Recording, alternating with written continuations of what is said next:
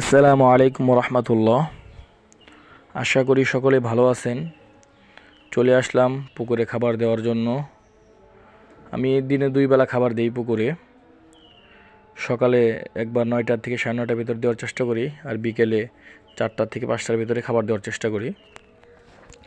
আমার পুকুরে এবারে যে মাছ আছে 70 থেকে 80 কেজি কিছু সামথিং। বাকি আমি দিনে এবারে যে 3 থেকে 4 কেজি খাবার ব্যবহার করি। সকালবেলা হাতে বানানো যে খাবারটা দিই, লুজ খাবার, এটা ব্যবহার করি। আর বিকেলের দিকে আমি ভাসমান যে ফিডটা আছে ওইটা ব্যবহার করি। আমি সাধারণত নারিশ কোম্পানির যে ভাসমান ফিডটা আছে ওইটাই ব্যবহার করি। মাঝে মাঝে অন্যগুলো ব্যবহার করি, দেখা যায় টং, মেঘা ইত্যাদি যেগুলো আছে কোয়ালিটি, সবই ভালো আলহামদুলিল্লাহ। বাকি আমার কাছে নারিশ কোম্পানির যে ফিডটা আছে ভাসমান ফিড, এটাই বাংলা মাছের জন্য বেটার মনে হয়, এই জন্য আমি ওটাই ব্যবহার করি। আপনারা চাইলে অন্যগুলো ব্যবহার করতে পারেন।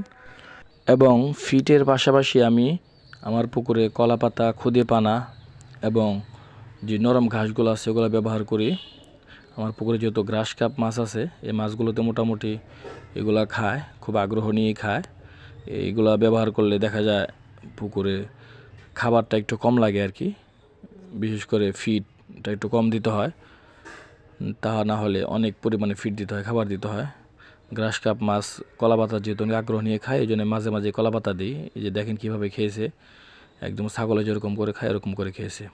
তো যাই হোক, আমি হাতে বানানো যে খাবারটা ব্যবহার করি, এটা একটা শিডিউল নিয়ে পরবর্তীতে একটা নেক্সট ভিডিও বানাবো, কি কি মিশ্রণে আমি খাবারগুলো বানাই, লুজ খাবার। আমার জন্য দোয়া করবেন, আল্লাহ যাতে আমার ব্যবসায়িক সেক্টরগুলোতে বারাকা দান করে। আসসালামু আলাইকুম ওয়া রাহমাতুল্লাহ।